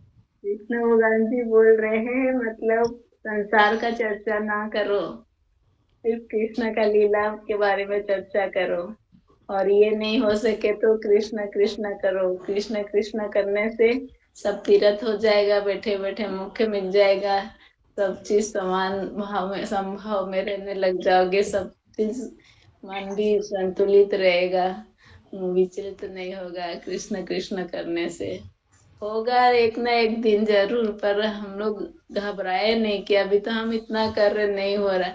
भगवान सब सुन रहे हैं, कृष्ण कृष्ण कितना बार कर रहे हैं हम, पर उन समय आने पर वो हमें जरूर देंगे। हमको जब एकदम जरूरत हो जाएगा, जरूरत से ज्यादा जरूरत होगा, तभी देंगे भगवान। तभी हम लोग सोचेंगे कि हम इतना कर रहे इतना कर रहे। भगवान सब सुन रहे हैं, सब हम लोग का बात सुन रहे हैं। तो हम लोग कामना से थोड़ी कर रहे हैं कृष्ण अभी का मैं लीला। बोलूं सरज भाभी के बाद में। कृष्ण भगवान इसमें बोल रहे हैं कि मतलब कृष्ण भगवान पांडव के लिए सखा का रूप धारण किए, सारथी का रूप धारण किए, और एक सिक्योरिटी गार्ड का रूप लिए, रक्षा का हर रूप लिए। तो हमारा भी, हम यदि कृष्ण भगवान को सही से मानेंगे और पूजेंगे और उनका भक्ति करेंगे, कृष्ण कृष्ण करेंगे, तो हमारे भी हर एंगल से, हर तरह से वो हमको मदद करेंगे। हर कष्ट में हमको सखा की जरूरत होगी तो सखा बन जाएंगे, हमको साथी की जरूरत होगी तो साथी बन जाएंगे, हमको कुछ सारथी की हमको जो भी जरूरत होगी, हमारी हमारी संसार रूपी गाड़ी नैया से हमको पार कराने के लिए हमारी नैया का पार लगाने के खेवनहार भी बन जाएंगे, सब कुछ बन जाएंगे। पर हमको उतना दिल से उनके ऊपर विश्वास और उनका उतना दिल से आराधना करना पड़ेगा, विश्वास करना पड़ेगा, उनको उतना प्यार देना पड़ेगा, उनसे स्नेह करना पड़ेगा, तभी वो करेंगे। और वो हर एंगल, हर कुछ बन जाएंगे, सब कुछ आपकी जो भी जरूरत है वो सब बन जाएंगे। बहुत अच्छे, चलिए बढ़िया है, सबने बहुत अच्छे से समझा है ना। तो समझे भी हम कैसे, जैसे कृष्ण भगवान ने समझाया। भक्ति देने वाले भी कृष्ण भगवान जी, समझाने वाले भी कृष्ण भगवान जी, और समझने की जो क्षमता है वो भी कृष्ण भगवान ही है। तो जो भी समझे कोई गलत नहीं, क्योंकि जितना कृष्ण भगवान ने क्षमता दी उतना ही तो समझेंगे, जितना वो समझाएंगे उतना समझेंगे। तो सब कुछ कृष्ण भगवान है, देने वाले भी, लेने वाले भी, और हम तक रखने वाले भी। रखने की कैपेसिटी भी वही देते ना, कि इतना आप रख सको अपने अंदर, इतना प्रेम, इतनी भक्ति, इतना विश्वास। तो बहुत लेकिन अच्छा है। दीदी वो जो भी बोल रहे हैं कि भगवान की लीला जो भी हो रही है, जो भी मतलब हो रहा है, वो नाटक है भगवान का, उसको मतलब जो भी सामने आए, लेकिन कभी कभी तो भगवान का फिर नाटक या लीला मतलब समझ में भी तो नहीं आती है ना। हाँ, नहीं आती है, समझने में भी समय लग तो जाता है, फिर क्योंकि हम मनुष्य हैं, हमारा मन हाँ किधर किधर नहीं भटका हुआ रहता है। समझ में जब आता है तब हम पूरा मन उन पे लगा देते हैं, पूरा ध्यान लगा देते हैं, पूरा अपना विचार, पूरा उनको समझना बहुत मुश्किल है, उसके लिए बहुत ध्यान लगाना पड़ता है। हाँ, फिर भगवान से लड़ाई भी तो करना पड़ता है ना।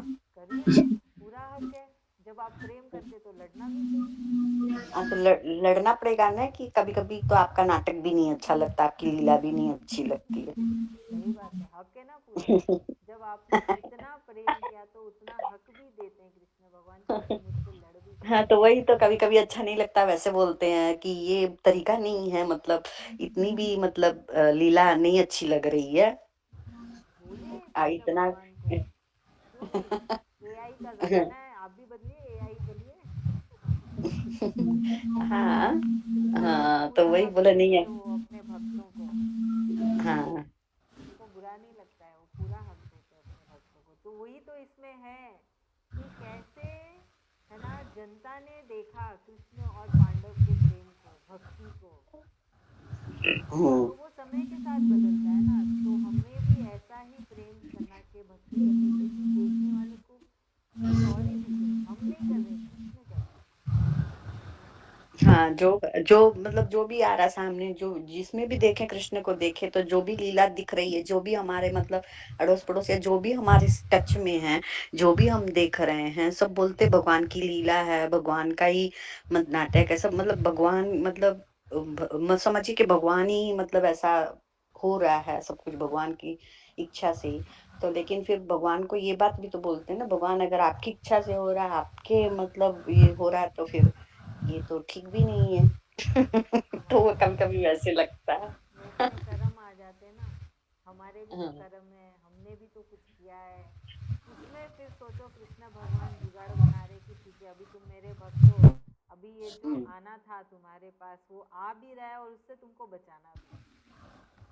हम्म। किसी ने तीर मारा आपकी तरफ, वो तीर मारना हमने लिखा के लाया, या हमने बांध लिया इस जन्म में इस शरीर में, अब हाँ, उसको ये फिर। है कि दृढ़ तो हो गए हैं, डोलते तो नहीं है, दृढ़ तो रहते हैं, हाँ, घबराते नहीं है, दृढ़ तो रहते हैं कि चलो जो है सो मतलब आना ही है, वो तो सब उनकी कृपा से, मतलब दुख या सुख या जो भी है सब तो मतलब मिला जुले के ही मिलेगा ना इंसान को। हम्म, सारा तो एक बराबर तो नहीं मिलेगा ना, तो वो अपने लोग वैसे भी विश्वास तो पूरा हो ही गया है। अब लेकिन ये थोड़ी कि भगवान का नाम तो हम लोग का एकदम अटल हो गया, जैसे कि उन पर तो विश्वास प्रेम तो हो ही गया है, इधर से तो हटना ही नहीं है, कहीं भटकना ही नहीं है, भगवान को छोड़ के तो कहीं भटकना ही नहीं है। खैर, भले उनसे लड़ाई कर लो।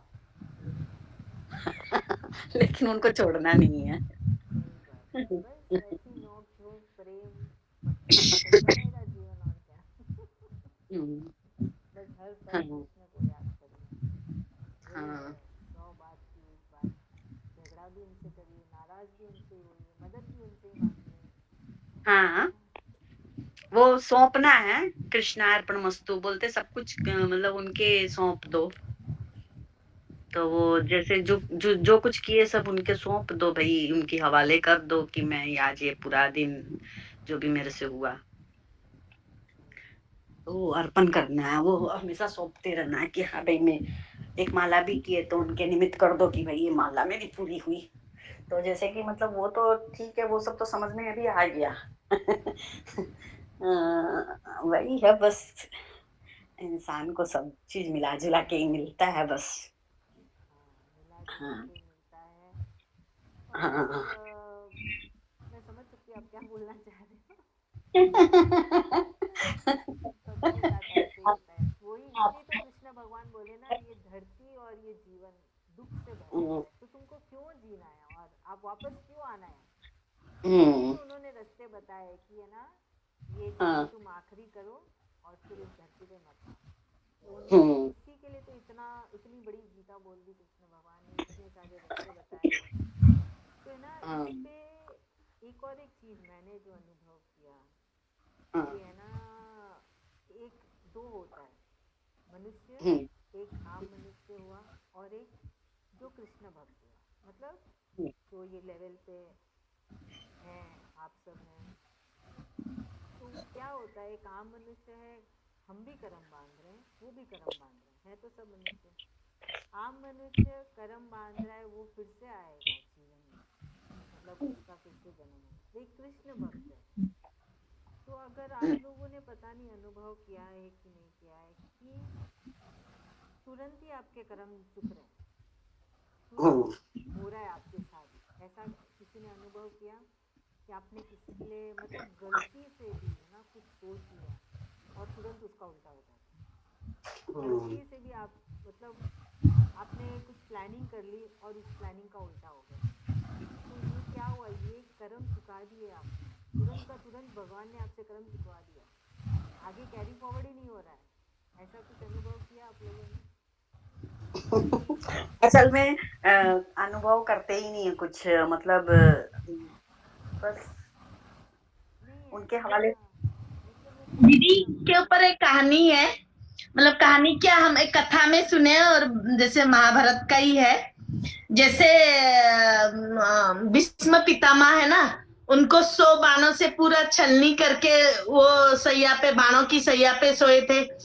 तब उन्होंने, जब श्री कृष्ण उनका उत्तरायण में जब उनका पास गए, जब उनका एक ही इच्छा थी, जब उनका दर्शन करेंगे तभी उनकी मतलब उनकी प्राण निकले। तो जब कृष्ण भगवान उनके पास सामने गए तो उनका एक ही प्रश्न था, भगवान मतलब मैं तो बचपन से ब्रह्मचारी था और मैं एक लकड़ी की मूर्ति पे भी कभी कामना नहीं रखा, काम भाव नहीं था। और क्या मेरे से दुर्योधन, दुशासन, ये लोग इतने अच्छे थे, इतना धर्म उनका था, कर्म अच्छा था, जो कि उनको आप एक एक बाण से, एक गदा से उनकी मृत्यु हो गई, और मेरे को तो एक तीर का सैया पे सुला के इतना दिन हो गया मैं कष्ट पा रहा हूँ। तो मेरे क्या पाप इतने ज्यादा कर्म ये थे और उनके क्या इतने अच्छे थे। तो कृष्ण भगवान यही बोले कि मैं यहाँ पे तुमको इतना, आपको इतना भुगा दिया क्योंकि आप मेरे सबसे प्रिय हैं, पूरा महाभारत में आप मेरे सबसे प्रिय हैं, इसीलिए आप यहाँ पे भोग लिए तो आपका और दूसरा जन्म नहीं होगा, आप अब सीधा मेरे पास आ जाएंगे।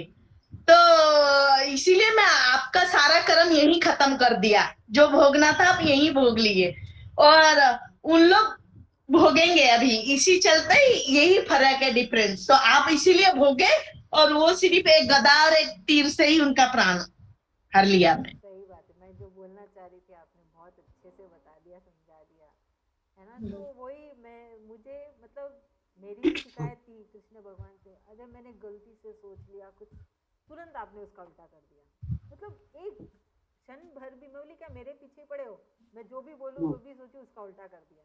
फिर है ना बहुत मतलब इतनी बार शिकायत करने के बाद मुझे जवाब मिला कि तेरे कर्म मैं अभी चुका रहा हूँ, गेली इतना क्यों सोच रही है, चल आगे जाना ही नहीं है कुछ, यही सब खत्म हो जाएगा।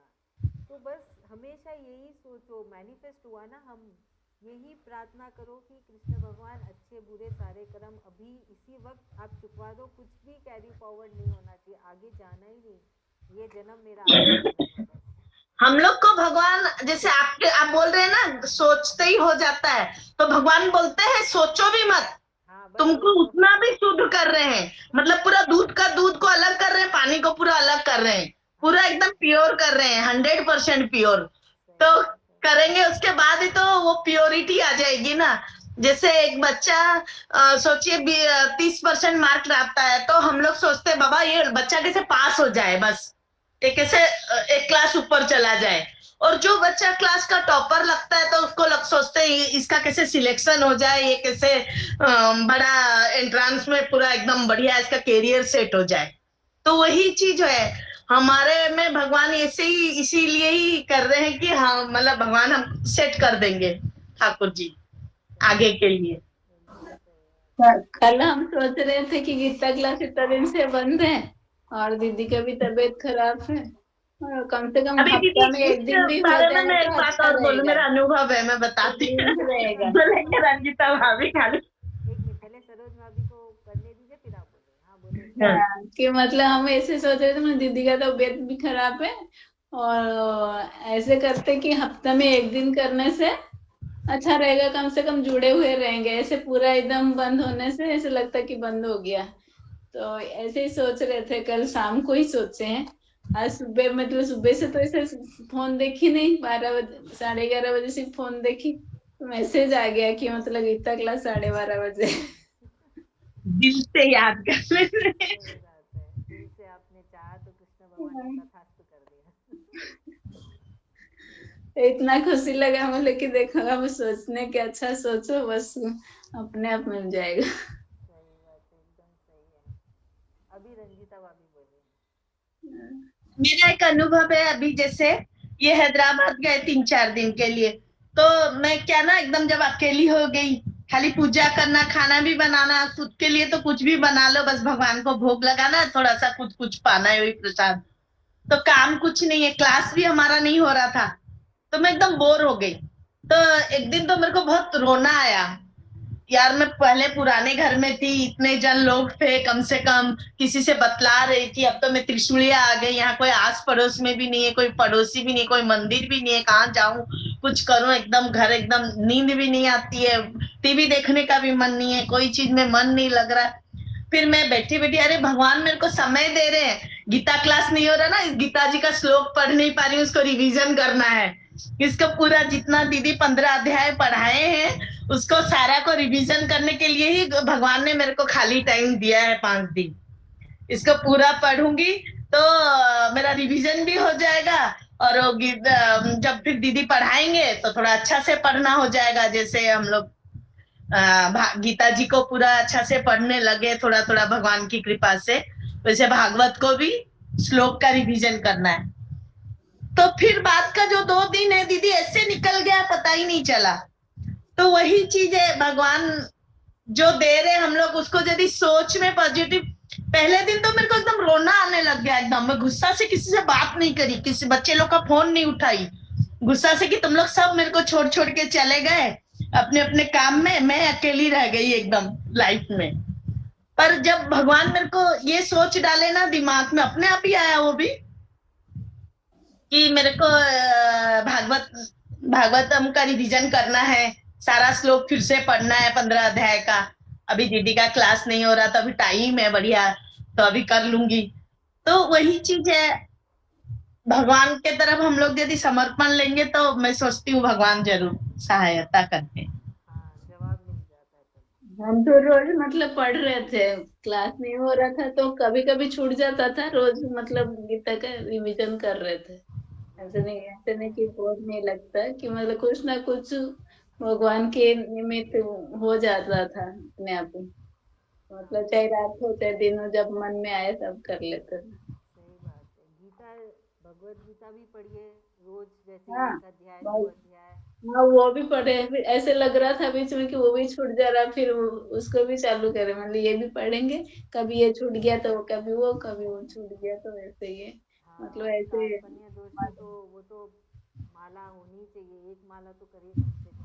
वो तो प्रार्थना है, सबसे बड़ी प्रार्थना है। और गीता जी, भगवत गीता पढ़ना मतलब हमारे कर्म काटने हैं, जो हमारे बुरे कर्म है उसको काटने का वो, तो सबका इम्पोर्टेंस अलग है, मतलब सबका महात्म्य अलग है ना। तो इसका मतलब अगर हम बोल दें तो सबका रिजल्ट अलग है। कार्पण्य दोषो बोल रहे हैं वो तो आप प्रार्थना कर रहे हैं, भगवत गीता पढ़ रहे हैं तो आपके कर्म काट रहे हो, और भागवतम तो है ही, वो कृष्ण भगवान करवा ही रहे हैं, है ना। तो सब कुछ थोड़ा थोड़ा करिए, क्योंकि वही है, हमारे कर्म भी करने हमको, जो हम निमित्त लिखा के लाए उसको भी करना जरूरी है। और कृष्ण कृष्ण तो हर पल हो ही सकता है मुख में। समय आजकल किधर निकल जाता पता भी नहीं चलता, मतलब ऐसे लग रहा है कम पड़ता है। हाँ, कम पड़ता है, सही बात है। उस कम समय में भी हमको सब कुछ, है ना, ऑर्गेनाइज करके सबका बैलेंस करके करना है। तो गीता तो जरूर पढ़िएगा, रोज एक अध्याय कर लो चालू, हो जाएगा, 5 मिनट भी नहीं लगता है एक अध्याय में। और हाँ। माला में 18 मिनट, यानी माला नहीं हो तो चलो कार्पण्य दोषो बोलते रहे और कृष्ण कृष्ण करते रहे, करिएगा, बहुत फर्क पड़ता है। एटलीस्ट एक तसल्ली रहती है कि हाँ कृष्ण है हमारे साथ, वो सब कुछ संभाल रहे हैं। उसके लिए थोड़ी मेहनत करनी पड़ेगी, है ना, क्योंकि बोलते ना, अगर लिखा हुआ को बदलना है, हम जो भोग रहे हैं लिखा के लाए, उसको अगर बदलना है, मेहनत तो करनी पड़ेगी। ये तो आदत हो गया, अपने आप ही हो जाएगा, मतलब आदत हो जाने से कुछ मतलब करना नहीं पड़ता, स्वतः हो जाता है। हाँ, अपने आप हो जाता है ना, तो उस आदत को और बढ़ाइए। मालूम है, हाँ। एक जापानीज रूल है, काइजन, मतलब आप जितना कर रहे हैं, आपसे जितना हो पा रहा है थोड़ा और, जैसे आपने आज इतना एक अध्याय पढ़ा, चलो थोड़ा और एक्स्ट्रा 2 और श्लोका पढ़ लो, तो इससे आपका प्रोग्रेस होगा, है ना। इसको काइजन मेथड बोलते हैं, जापानीज मेथड है। वो लोग ऐसे करते हैं कि आज मैं 10 घंटा काम करी तो कल मैं 15 मिनट और एक्स्ट्रा करूँगी। आज मैंने एक अध्याय पढ़ा, कल और आधा अध्याय और एक्स्ट्रा करूँगी, इससे आपकी तरक्की होगी। आज मैंने और कृष्ण से तो कभी ऐसे नहीं है, बस कभी इच्छा हुआ 2 पढ़ लिए, कभी 3 पढ़ लिए, ऐसे हर दिन ऐसे ज्यादा नहीं सोच पाते करिएगा, कि कोशिश कोई। करिएगा, हाँ। है ना। ए, पहले ऐसे 2 क्या अध्याय होता पढ़ था। लेते कभी कभी, 3 अध्याय पढ़ लेते, पर ऐसे हर रोज 3 अध्याय, हर रोज 2 अध्याय नहीं, जिस दिन मन हुआ उस दिन 3 अध्याय 4 अध्याय से पढ़ लेते, पर ऐसे हर रोज थोड़ा थोड़ा आगे नहीं बढ़ते, मतलब वो ध्यान नहीं। हाँ वो ध्यान नहीं है वो। फिर मन विचलित बहुत होता है, मन में नेगेटिविटी भी आती है। पर बहुत आता है। कृष्ण भगवान के हम यदि शरणागत है, हम लोग पढ़ते रहते हैं, तो तुरंत वो चेंज भी हो जाता है, पॉजिटिविटी भी आ जाती है, फिर उसका आंसर भी मिल जाता है हम लोग को। सही बात है, सही बात है। तो वही वैसे ही करिए, कोशिश ट्यूसडे कीजिए। को दीदी का टाइम नहीं होगा किसी को, आप लोग को भी शायद ना। हाँ, ट्यूसडे को ठंडा बना रहे हैं ना, हाँ वेडनेसडे मैं को लोग इसलिए खाएंगे। क्लियर कर देती हूँ। वेडनेसडे को खाएंगे ना। हाँ उस दिन तो समय नहीं होगा जब मैं भी। अच्छा, इसका मतलब आप बहुत कुछ बनाते हो। नहीं, सुबह से काम चलता रहता, पूरा रात भी हो जाता तो कर। अच्छा, बहुत ठीक है, कुछ तो करिए। नहीं बनाते, बस तो जो भी बनता है, पर एकदम बिजी रहती हूँ। अच्छा अच्छा, कोई नहीं, देख लेंगे। आप हाँ। नंदिता भाभी, बीना भाभी, आप लोग का क्या हम मतलब। लोग तो मंडे, हम लोग बिहानी वाले हैं ना, तो हम लोग तो मंडे करते हैं, संडे बना के मंडे ही करेंगे। अच्छा, तो आप आप लोग वो उपवास भी रखते हैं। वो भी मैं भूल गई थी, अच्छा हुआ भी याद आ गया। बीना भाभी तो का आज तो सैटरडे हो ही गया ना, मेरे को तो संडे कटक करते जा। हैं। हाँ दीदी वो, हम ट्यूसडे को, हम लोग भी ट्यूसडे को ही करेंगे, ट्यूसडे को बना के वेडनेसडे को चढ़ाएंगे। अच्छा, हाँ। ठीक है, तो फिर देखते हैं। कल मैं पूरी जाने का प्लान कर ली थी, अब मेरे को पूरा भूल गई थी, एकदम ध्यान से उतर गया था, सोचिए। चलो, अच्छा हो, कृष्ण भगवान ने याद दिला दिया आपको। हाँ। ठीक है, फिर है ना, देखते हैं। वैसे भी सोचने से क्या होता होगा, तो कृष्ण भगवान मंडे को नहीं रखेंगे क्या? मंडे को रख नहीं लीजिए। रखेंगे ना, मैं पूरी कोशिश हाँ कृष्ण भगवान की मंडे को प्रार्थना फिर करते चले, मंडे को रखे। कि रखें मंडे इस को। बार। ठीक है, फिर बहुत अच्छा लगा। धन्यवाद है कृष्ण भगवान जी का। धन्यवाद। धन्यवाद भगवान का, धन्यवाद सभी को। धन्यवाद जय श्री कृष्णा सभी से। श्री कृष्ण। कृष्ण, श्री कृष्ण सभी।